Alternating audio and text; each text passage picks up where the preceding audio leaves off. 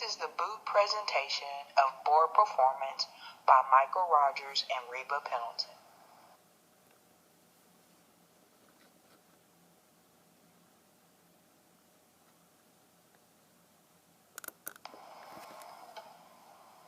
Before we discuss what board performance is, we want to discuss what is a board. Most boards are composed of 12 to 24 people who meet monthly or quarterly to discuss the activities of the organization.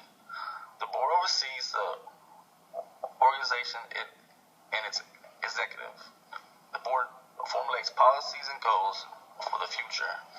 The board ensures activities contributes directly to the organization's mission.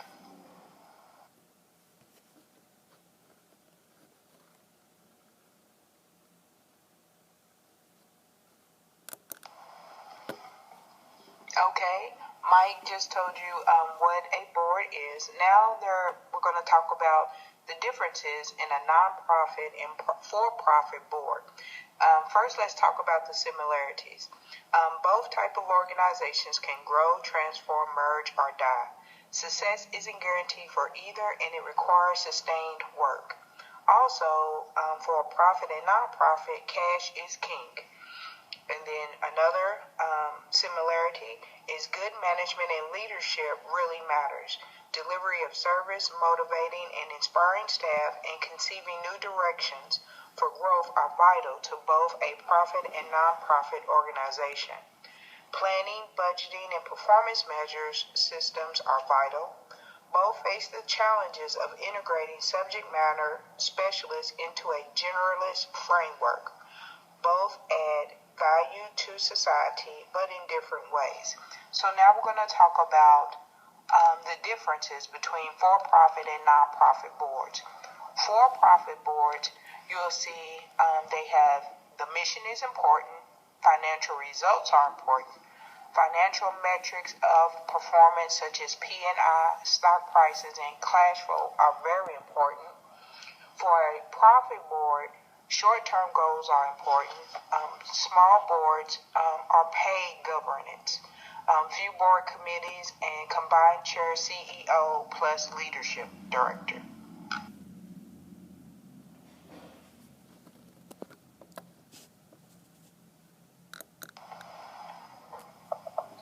For nonprofit boards, the mission statement is very important. Cash loss generator may be the key service. Non-financial metrics of mission performance very important. Deep focus on long-term goals as long as cash is there. Often large boards and a lot of the boards are voluntary. Often many board committees, and the leadership is a non-executive volunteer chair plus the CEO of the nonprofit organization.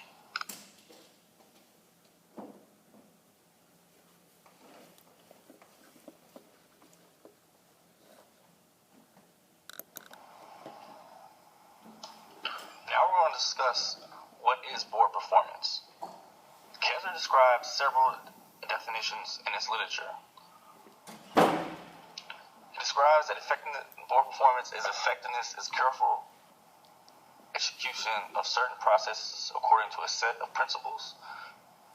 Effectiveness is a meeting of specific outcomes. Effectiveness is a combination of following a set of process principles and achieving a specific outcome. Board performance is viewed as how to enhance particular responsibilities that boards are charged with.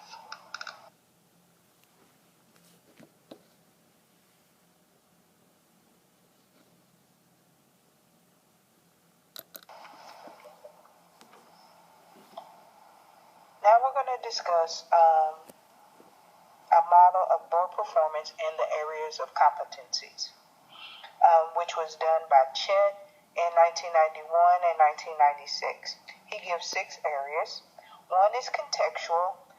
This is where the board takes into account the culture and norms of the organization it governs. Number 2, educational. The board takes necessary steps to ensure trustees are knowledgeable about their roles, responsibilities, and the profession. Number 3 is interpersonal. The board nurtures the development of trustees as a working group and attends to cohesiveness.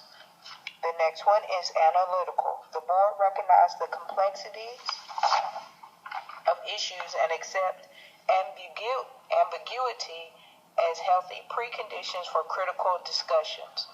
The next, political. The board accepts the need to develop and maintain healthy relationships with major constituents as a primary responsibility. And lastly, is strategic. The board helps the institute envision a direction and shape a strategy.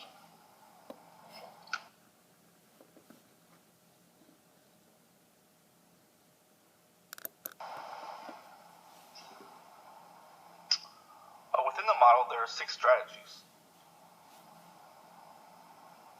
One is to ensure that board members understand the scope and limitations of their roles and responsibilities.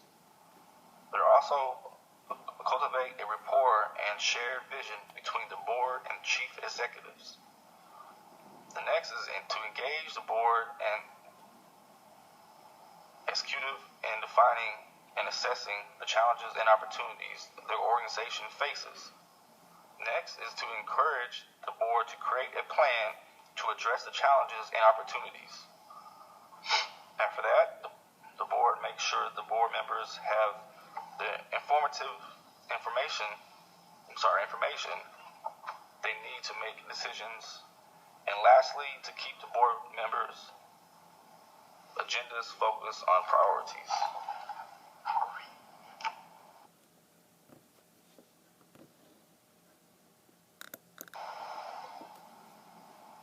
Here's an example of board performance evaluation tool.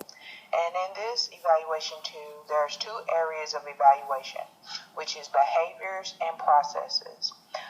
And in this tool, there are scales of 1, 2, and 3. 1 being that the board hardly ever are below average. 2 is average most of the time, above average, or 3, all of the time, fully satisfactory. Again, we are evaluating the board and how they do. So let's go with behaviors. The behaviors, here are some examples of setting strategies. That means that all board members support and debate the organization's strategy and values, enabling them to set the tone from the top. Strategy.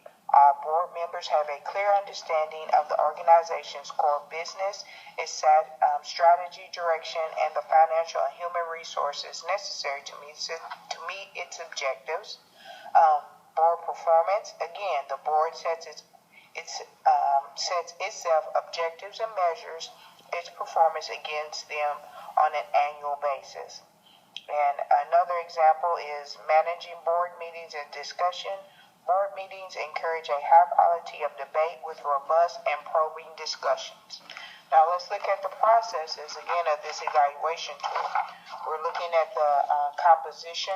The board is the right size and has the best mix of skills to ensure its optimum effectiveness.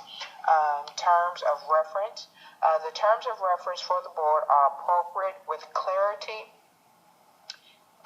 defining roles and responsibilities, ensuring that the right issues are being addressed. Committees of the board. The board's committees are properly constituted, performed with delegated roles, and report back clearly and fully to the board. And then meeting and administration. The board meets sufficiently often and with information of appropriate quality and detail, such that the agenda items can be properly covered in the time allowed.